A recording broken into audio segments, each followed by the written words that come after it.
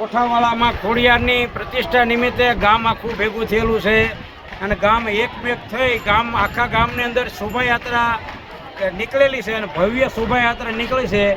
તાજપરની અંદર આ પહેલું વહેલું આવું ભવ્ય માતાજીનું કામ થયું છે અને ગામ ધુમાડો બંધ છે. રાતે ડાક ડમરનો પ્રોગ્રામ છે. ગામ એકમેક થઈ અને સંપ સૂઝ ભાવ એકતાના ભાવથી આખા ગામની અંદર આ પ્રસંગ બહુ સારો ઉજવવાનો છે.